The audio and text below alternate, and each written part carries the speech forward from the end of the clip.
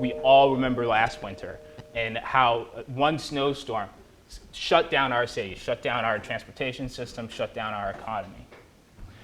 Therefore, residents in cities like this are able to experience these effects of climate change, and they feel them, and our political leadership in municipalities has a mandate, much stronger than you'll see at the national level or even at the subnational level, to really take these issues on and take them on right away. Austin Blackmon is with us tonight. He is the City of Boston's Chief of Environment, Energy, and Open Spaces, where he leads the Environment, Parks, and Recreation and Inspectional Services departments, and has nothing to do with a popular TV show, I'm sure. The question that I want to make sure that I answer for you all tonight is, why was Boston in Paris? What were we hoping to accomplish there? And in order to answer that question, I'm going to tell you a little bit about Paris. I'm going to talk a little bit about prior climate conventions as well, and talk a little bit about cities and why they're really important in this fight against climate change. But before I do that, I want to ask all of you a question. Who here remembers the global financial crisis? Pretty much everybody, right? 2008, 2009, trillions of dollars of value destructed over the course of weeks and months. Probably affected everyone in this room. Fast forward to today. If you've heard of the World Economic Forum, or the meeting that they hold in Davos every year, then you're probably familiar with a survey that they just sent out and released in the past few weeks. That survey polled 750 of the best economic and business minds in the world, asking them what is the single greatest risk to the global economy. Who knows what they responded back? That's right, climate change. Failure to mitigate or adapt to the effects of climate change. This is no longer just a sustainability issue, this is an economic issue. And that's why Mayor Walsh and I take it so seriously and think that not only at our level of government and all levels of government, we have to make a difference and we have to lead by example in order to make these changes. So let's talk a little bit about cities and their role in impacts in climate change. About 54% of the world's population lives in cities. About 66% of emissions come from cities. About 90% of these urban areas are in coastal regions that are susceptible to sea level rise, coastal flooding, severe weather impacts. We all remember last winter and how one snowstorm shut down our city, shut down our transportation system, shut down our economy. Therefore, residents in cities like this are able to experience these effects of climate change, and they feel them, and our political leadership in municipalities has a mandate, much stronger than you'll see at the national level or even at the subnational level, to really take these issues on and take them on right away. As a result, what I believe is that cities have become these innovation labs to take on climate change, to pilot new ideas, and to take bold steps to make this happen. Much easier to generate consensus at the city level than you'll see at the US level or at the national level. Almost no consensus that's being generated there for the US, let alone trying to generate consensus at the international level. That's part of what makes Paris really, really, really special. If you look at previous climate conventions, like in Copenhagen in 2009, they had a very, very different approach than what they had in Paris. In 2009 in Copenhagen, it was a much more top-down approach, a handful of nations in the UN trying to convince nation X, this is what you should do to reduce climate emissions. Nation Y, this is what you should do. And that just led to the nations infighting and saying, oh, well, we're not going to sign up until they sign up, or we're not going to sign up until they do more. That didn't work out. That was a little bit of a failure. But in the meantime, mayors still had that mandate to start pushing forward on climate change and reducing the effects of climate change. And as a result, you see cities like Boston and New York and Vancouver pushing them forward and setting very, very bold goals to reduce greenhouse gas emissions. So the city of Boston, we have a goal of having a 25% reduction in greenhouse gas emissions by 2020, 80% reductions by 2050, both from 2005 level baselines. And as a result, we also saw cities starting to come together and to start sharing ideas about how we can get there, sharing not only our successes, but also our lessons learned. And that's what's really been a great example for the international community. Fast forward to Paris. Take a totally different approach. In Paris, all of these countries were encouraged to come to the table with their ideas of what they could do to reduce their greenhouse gas emissions. So they were asked to submit what's called these intended nationally determined contributions, or INDCs. So instead, country X, country Y, the US, China, comes to the table and say, listen, we're going to reduce emissions by this much by this time. China says, we're going to get to peak emissions by 2030. We're in if you're in. And so you have this momentum building up at Paris, following the lead of cities who've set their own goals. And in my opinion, that's what really drove the consensus. And then the business community started to follow along, and that's what really drove the momentum that we saw in Paris. And that's a huge accomplishment in and of itself. I'm going to fast forward to this next slide because it's hard to see this picture, but this is over 100 mayors that were gathered in Paris talking about what their cities had done to reduce greenhouse gas emissions. I think that this picture alone is almost as impressive as the Paris Accord in and of itself. If you've spent any time with mayors, they're extremely busy, they're extremely anxious, they want to get things done extremely fast. The fact that they got them still enough for a picture in one place is unbelievable to me. But in all seriousness, this was a great opportunity to do exactly what Mayor Walsh and I think is so important. By getting these cities together and talking about our lessons learned and exposing the ideas that we are implementing day by day and what we want to accomplish, we're able to accelerate our impacts for reducing greenhouse gas emissions.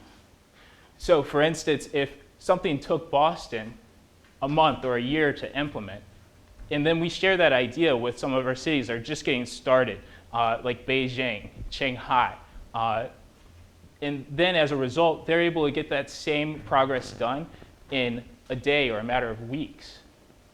Then that's accelerating that impact. And guess what? An emission that comes out of a tailpipe or a smokestack here in the city of Boston, the same impact happens globally from a tailpipe or a smokestack that's in Beijing. So we're able to have this force multiplier by sharing information and sharing ideas.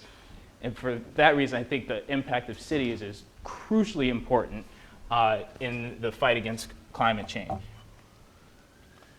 So another thing that happened in Paris that was important for the city of Boston is we were also able to announce that we joined and were fully compliant with the Compact of Mayors. If you're not familiar with the Compact of Mayors, this is an initiative led by Mayor Bloomberg and his organization to get cities to commit to deep carbon reductions, plan their carbon and climate planning activities, and also to submit all of their data on their greenhouse gas emissions in a very, very standardized way. So it can be comparable, analyzed, and then you can actually work with other cities and other organizations, can analyze it and tell cities, hey, this is something that you might be able to do a little bit better.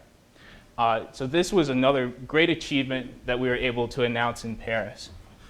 Kind of the highlight of our trip to Paris was being formally recognized by one of the organizations that we work with, a group of cities called the C40. We won an award for our community engagement work in terms of what we do here in Boston for several of our programs. So that was presented by Mayor Payesh of Rio de Janeiro, who's going to be hosting the Olympics later this year. Mayor Bloomberg presented that as well, and President Calderon were all in the selection committee. The city of Boston was able to beat out cities like Melbourne, Australia, who are absolute great leaders on climate change, and New York City. Just to put in perspective what we've been able to accomplish in Boston thus far. One of the programs that we won this award for is Greenovate Boston. Greenovate Boston was what we really started our 2014 update of our climate action plan. It really helped us engage our community and get their ideas in the planning process. And this was pretty radical for how the city of Boston had done planning previously. Before that, it had really been, okay, we're going to come to the table with our ideas, we'll have a community meeting, have people talk to us, get our ideas, and then we're probably going to do something very similar to what we've done already. We flipped that on its head. In the 2014 Climate Plan update, we wanted to hear the ideas from the community first, get their ideas on strategies, hear what their vision was, and then put that into a planning document. And that's what came out of that 2014 Climate Plan update. Now Green Innovate Boston is all about activating the community and bringing them into the fold and broadening the base. Now, what does that mean? So, who here, just quick raise of hands, believes that climate change is a problem? Who thinks that they can do something about it? Okay, so look at your neighbor. If they raise their hand, you need to have a very slightly awkward conversation with them. Okay? I want you to look at your neighbor. I want you to tell them, neighbor, I really, really, really like you. We agree on things, but unfortunately, I need somebody new in my life. It's not you. Looking around the table, I can tell that some of us have had this conversation before, but honestly, what it's all about for us is making sure that we broaden the base. We have to have the people who don't agree with us be exposed to these ideas. We have to make sure that when we leave this room tonight, that the next time we come to an event like this, that we bring someone who doesn't share our view. And that's what Green Innovate Boston is all about. To give us not only the tools so that you can go on to greeninnovateboston.org, that you can follow us on Twitter, and understand strategies so that you can have those conversations with your friends who don't agree with you and convince them to come at least hear you out or hear me out at events like this. The next program I want to tell you about is Renew Boston. This is a little bit more project specific. Renew Boston is a program that allows the city of Boston to connect our residents and businesses to the great incentives and resources that are available through our utilities and also through the state to help people improve their homes by doing energy efficiency projects, whether that's LED lighting, insulation, boiler replacements. We make sure that this is super accessible even to our residents who don't speak English, because we've got dozens of spoken languages here in the city of Boston. So we work through community meetings, door to door, to reach as many people as we possibly can. We also got this award because we've got very, very strong partnerships with the business community. The Green Ribbon Commission is an organization that Mayor Walsh chairs and is comprised of executives from our education facilities, Harvard, MIT, as well as our hospitals, as well as our commercial real estate groups. Organizations that control millions of square feet here in the city of Boston. Organizations that can really, really move the needle in terms of reducing greenhouse gas emissions. We recognize every single day the city of Boston, in terms of our buildings, the vehicles that we have, about 321 buildings, about 1,000 vehicles, that makes up about 3% of the emissions that come out of any source in the city of Boston, only 3%. So even if we went totally carbon neutral with our municipal operations, we wouldn't be able to hit our goals. So it's absolutely crucial for us to be able to work with the business communities and with our residents in order to hit our goals. So that's kind of the main things I wanted to talk about out of Paris. But I also wanted to say, okay, well, what are we doing as a result? What is the city of Boston doing? How did we get to this point where we were these global leaders on climate change and climate action planning? So who recognizes this photo? If you do, you've probably studied maps quite a bit, or you're 400 years old. Because this is what Boston looked like 400 years ago. This is what Boston looks like now. All of the lighter beigey shaded areas are places where we've filled in swamps and marshes in the city of Boston to create new land. Now, when you do that, you only make the land high enough so that it's basically safe from, a little bit of wave action. As a result, the city of Boston, very, very, very susceptible to the effects of sea level rise. And so this is a major problem for us, and it's something that we decided to start tackling very, very early. And that's why we got started with climate action planning as early as we did. So this is what Boston could look like in 2100. Based on the projections that we've seen for sea level rise. Almost exactly like what it looked like 400 years ago. So Logan Airport, underwater. Seaport, underwater. Back Bay, underwater. These are the consequences of us doing nothing. And that's why I'm so passionate about the work that I do each day. So what are we doing? This is a little bit of info in terms of Boston's greenhouse gas emission profile. As you can see, about 50% of our emissions come from large buildings and institutions. So that's a huge focus area for us. I mentioned the Green Ribbon Commission and so many of the members that are involved in that. That's why. We really want to make sure that we engage with them very, very closely to try and move the needle. So we've got programs that are really focused on that, but we want to make sure that we're leading by example at the same time, right? The city of Boston, 321 buildings, many of them large, lots of schools, City Hall. So what are we doing to make sure that we're leading by example? We've got a program called the Renew Boston Trust. What this is going to do is it's going to evaluate the energy efficiency of these buildings and identify buildings that just by doing an energy efficiency project, the savings that we will realize will actually pay off the upgrade. And so the city of Boston gets a free upgraded building as a result at no increased cost. We've also got a program called the Mayor's Carbon Cup. This allows organizations that have 1 million square feet of real estate in the city of Boston to volunteer to do 35% reductions in greenhouse gas emissions by 2020. And if they volunteer to do that, the city of Boston provides them with additional technical assistance to help them reach that goal. Again, really focused on large buildings and institutions because that's where we really have to move the needle. Next largest group is the transportation sector. Go Boston 2030 is our transportation planning effort that's ongoing right now. Really, that's going to be tackling that initiative. And then our third area, which I'll talk a little bit about later, that Greenovate Boston and Renew Boston are both trying to tackle, is the residential space, and that's the third largest area. So where are we right now? We've made some really great progress. Emissions are down 17% from 2005 baseline, based on the most recently available data.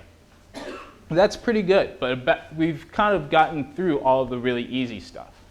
So about 40% of these gains are directly because we've switched so much of our energy supply from oil and coal to natural gas based on where pricing is for that resource right now. We've also seen some benefit from newer cars and vehicles being on the road as a result of stricter transportation standards and car standards at the federal level. So we'll continue to see some of that benefit in the transportation sector. In the electric sector, might not be as easy as a story moving forward. We're all familiar with the Pilgrim nuclear plant and the Yankee nuclear plant as well. One already being offline and another one likely to go offline either in 2017 or 2019. That's going to make our electricity use a little bit dirtier. It's going to increase our emissions factors. It's going to make it a little bit more difficult for us to stay on track. But right now, we're in a good place. I mentioned already the 2014 Climate Action Plan update. Some key priorities from that, obviously we wanted to establish goals for greenhouse gas reductions. We also wanted to make sure that we were addressing the adaptation side as well, making sure that we were making the city as resilient as possible given the resources that we have and putting a plan into place because this problem is going to get worse as time goes on.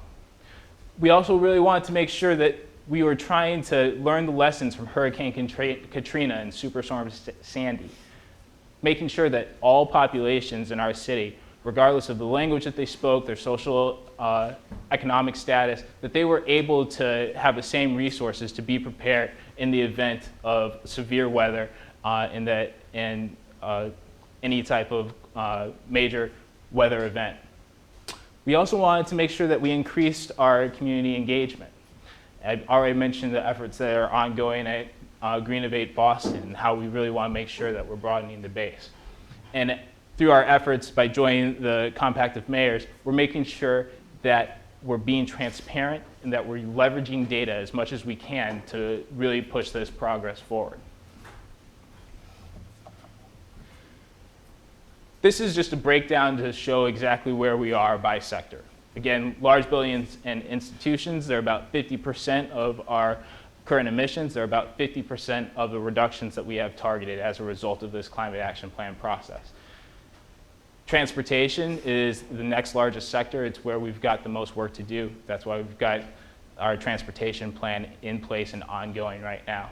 And then in the neighborhoods, much smaller goal, but our programs are already doing a great job in terms of making sure that through Renew Boston that we're getting more homes audited for energy efficiency, more homes going through a weatherization process. Now, as a result of our climate action plan update, since it was so comprehensive, since we got so much input from the community, we ended up with 98 strategies that we needed to implement. That's a lot, right? And so one of the things that I did when I first took on this role is I said, we really have to prioritize here. So let's really think through, where are we going to get the biggest bang for our buck? How are we going to make sure that we're having the highest impact for the lowest cost and that it can happen as quickly as possible? Obviously, not all 98 are on this slide, but here's just a quick selection of some of the things that we identified in terms of being high impact and easy to implement as quickly as possible. Many of these we've already done. I already mentioned the Renew Boston Trust. That's our municipal retrofits program. I already mentioned Greenovate and how we relaunched that. Our zero waste planning process is in the works right now, and we've already had our climate preparedness summit. And that's actually a great transition over to the adaptation side. Another effort that's underway right now is something called Climate Ready Boston. Climate Ready Boston, the goal is to help us understand exactly what we need to do, where our most vulnerable areas are to climate change right now. Not just from a vulnerability perspective, but from an economic perspective. So in addition to understanding what the climate projection consensus are in terms of whether it's going to be 6 feet of sea level rise or 12 feet of sea level rise, but then once we have some level of consensus and we make a policy decision on what that is, doing an analysis and understanding what the vulnerabilities are and what the dollar values are associated with us doing nothing, so then we can understand where do we need to act first and who are the partners that we need to work with immediately. As you can imagine, from that slide that shows Logan underwater, Massport is an agency that we have to work with. We have to work together with DOT. So much of our infrastructure here in Boston for transportation is run by that agency. Much of it is susceptible to sea level rise after 2050 and beyond. So we're very, very, very keen on working together with them. And Mayor Walsh brought together 14 metro mayors as part of this regional climate preparedness summit to make sure that the staffs in these cities were talking together. It doesn't make sense for us to plan in a vacuum. If Quincy gets hit hard or if Winthrop gets hit hard, if our plans don't talk to each other and we don't know who should be sending people where or how we can best help each other, then we're not going to be anywhere near as effective as we possibly could. So we've made sure that we've set up that task force and they meet on an ongoing basis to identify ways that we can work better together. Another thing that I wanted to mention on the adaptation side is we wanted to make sure that we're learning from the best in the business. So we signed an MOU with the Netherlands. They are just best in class. Obviously, they've got a huge amount of experience in protecting their citizens from sea level rise. About 70% of the Netherlands' GDP is produced below sea level. So they've got an extensive system of levees and dikes to protect all of their citizens. Their strategy is really fourfold. First, block as much water as you can with those levees and dikes.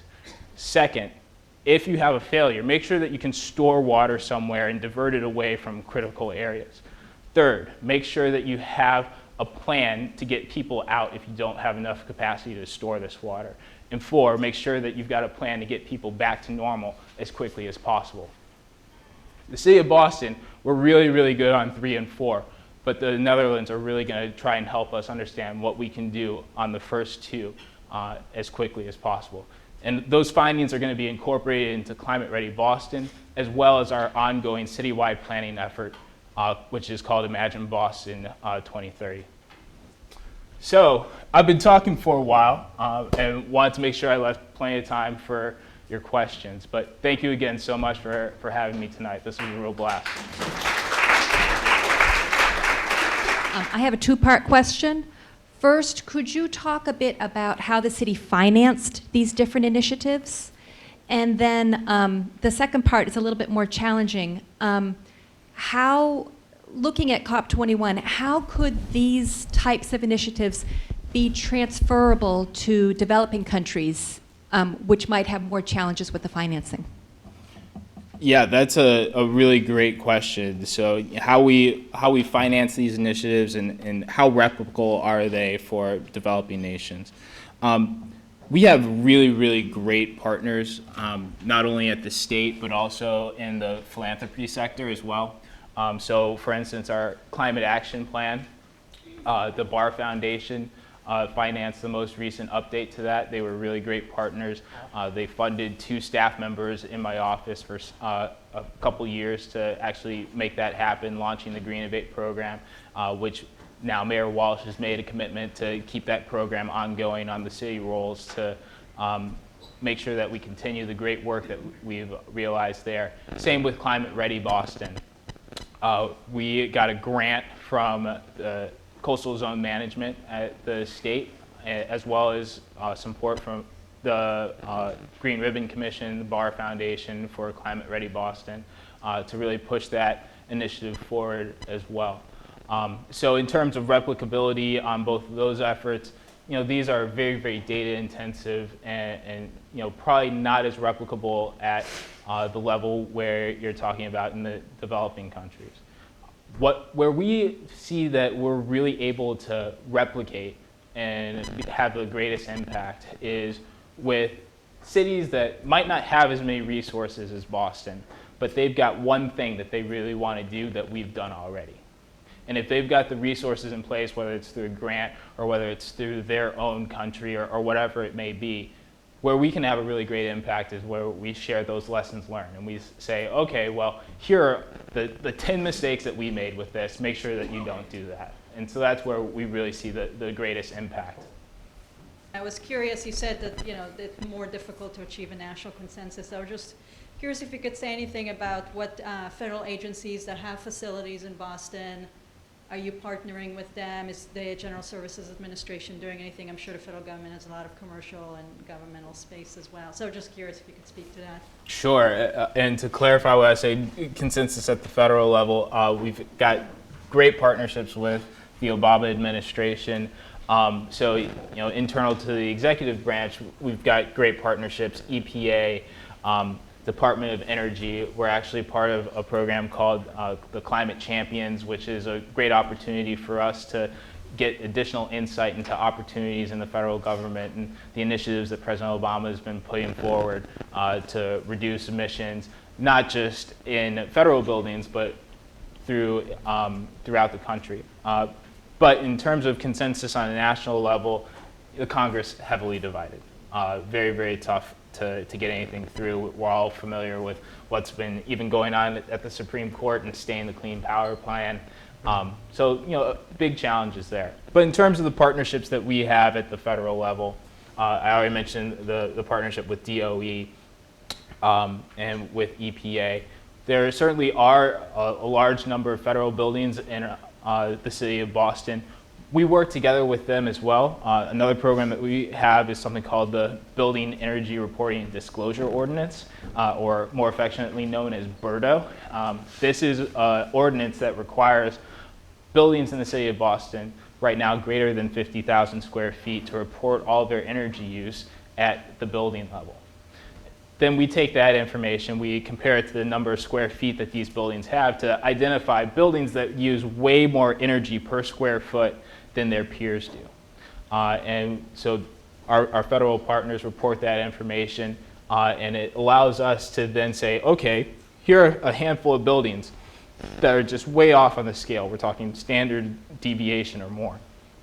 And then we can really focus our resources at the utility and at the state and say, okay, well, let's get an account executive over to that building and talk to their facilities manager, see if there are ways that we can reduce their energy use, save the federal government, in that case, some money, or anyone else. So that's also been a really great partnership that we have also. Boston is not isolated from its neighbors nor insulated from the effects that they have on Boston.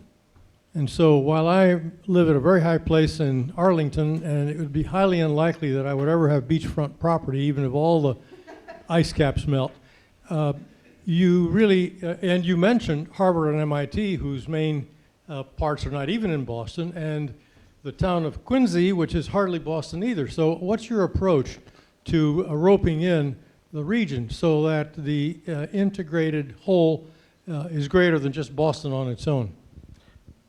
That's a great question. You know, I always say that when severe weather comes and we're going to have flooding, those floods aren't going to respect our municipal boundaries, right?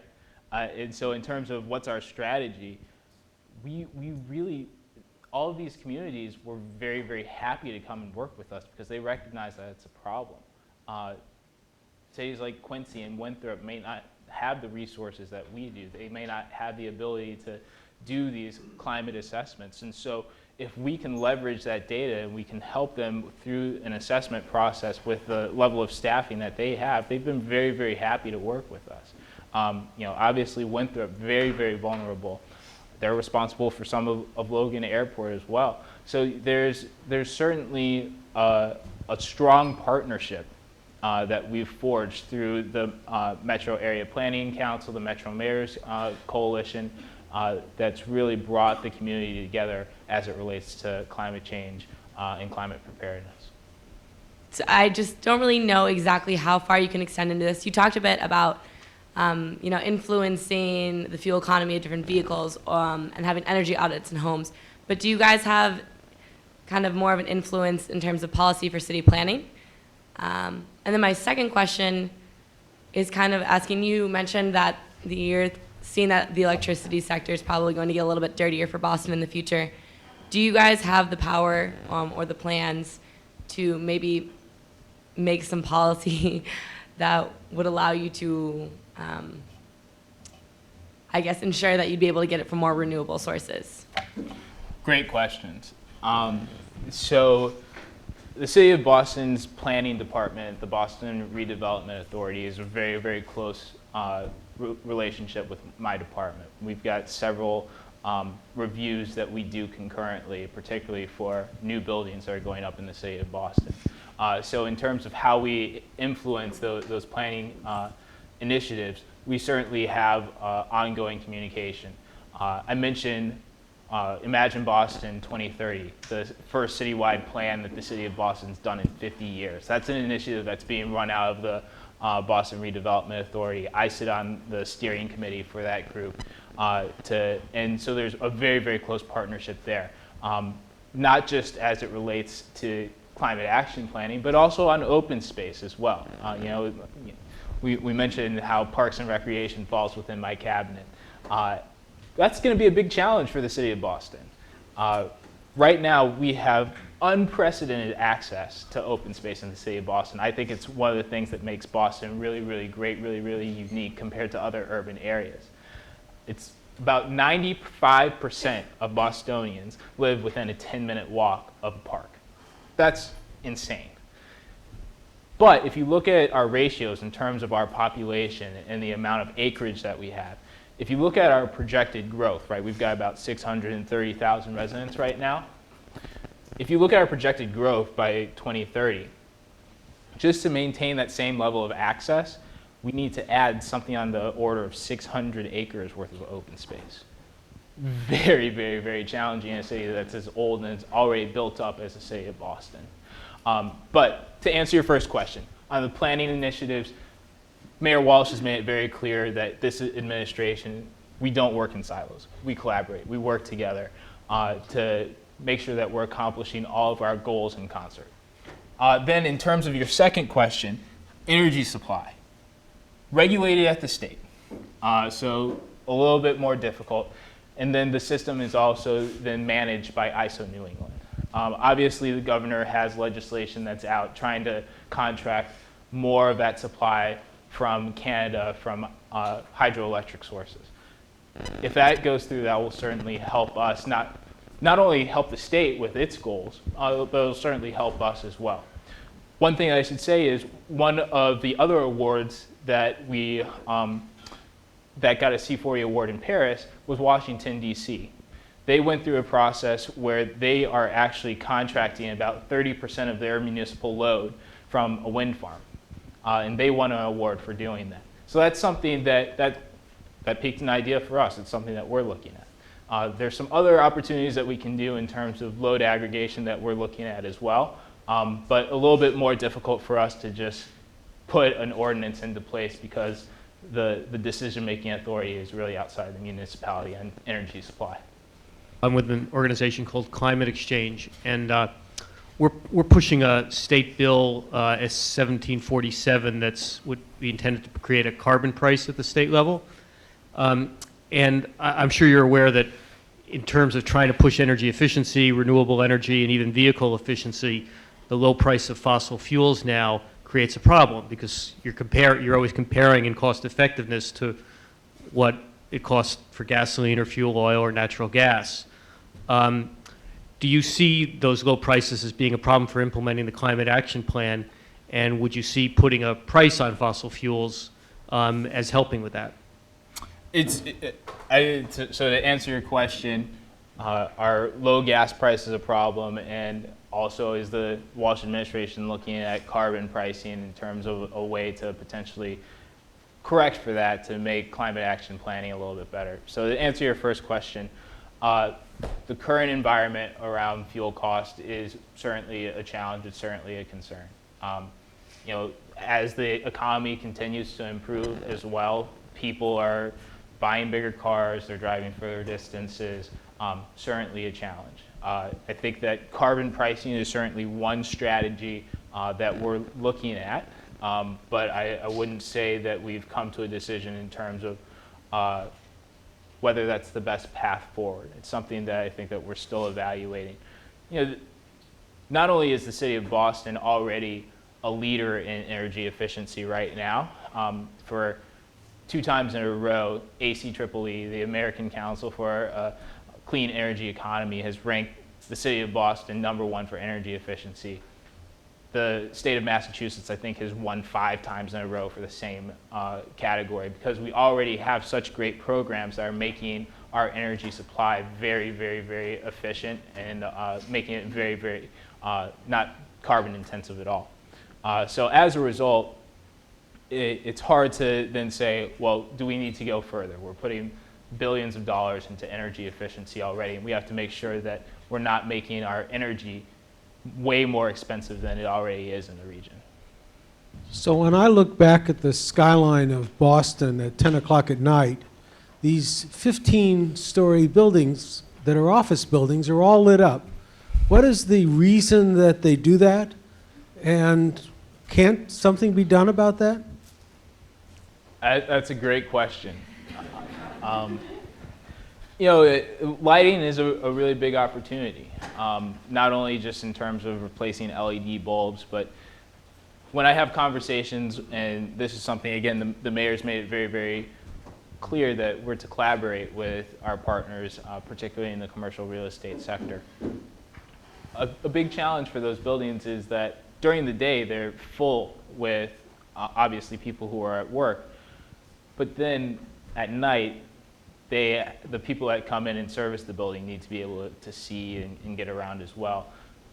Is there an opportunity there to install controls so the lights are only on at one floor at a time? Yes, obviously that's there as well, but it's certainly an area where there could be some improvement. But what I always hear back is that it's security personnel, it's the maintenance staff that are going through the building to make sure that it's clean. But obviously, it's still an area where there could be an improvement. something that the city of Boston's looking at in terms of being able to lead by example as well. More smart sensors to make sure that our lights are off at night.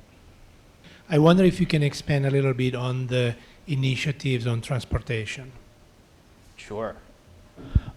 So Go Boston 2030 is another planning initiative that the city of Boston is undertaking right now, modeled in a lot of ways after the Climate Action Plan updated 2014. Some of the goals that we have there, again, really engage the community. We had a lot of these visioning sessions and question campaigns, reaching out to members of our community to understand what the pain points are. One of the goals of that process as a commuter, as I'm sure that you felt, is to really make sure that the vast majority of our citizens are able to get from their homes to wherever they work in under an hour, because that's kind of a major pain point. Obviously, that involves some touch points with the MBTA, which is run by the state. Some things that we're also looking at is making sure that we have a consistent standard in terms of access to our streets, so that instead of them really being programmed just for cars, they're also programmed for bikers, they're programmed for pedestrians, that our traffic management systems are talking to each other so that we're timing our lights better, so that cars are moving more, they're not idling as much, reducing greenhouse gas emissions as well. But of course, we also really want to reduce vehicles miles traveled. And that's been a stubborn metric to really reduce. So we're looking at strategies to get that down as well. Get more cars off the road, get more people in places where they can have transit-oriented development, live and work in the city of Boston, so that we can reduce traffic impacts as well. So those are a handful of the strategies that will be addressed in Go Boston 2030. So you talked about a lot of projects up there, and a lot of them you're still evaluating. And I know City Hall's a very tough place. But if you had a magic wand, what is the one thing that you'd like to have implemented today that you really can't get done? Well, I think that we'll get a lot of things done, but if there were just one thing that I wish that I could get done that is currently outside of our control, I would think it would go back to the energy supply question. I think that since 50% of our emissions do come from large buildings and institutions, and so much of that comes from our electricity supply, that is a very, very, very powerful way that you can move the needle very, very, very quickly. Please join me in thanking Chief Blackmon.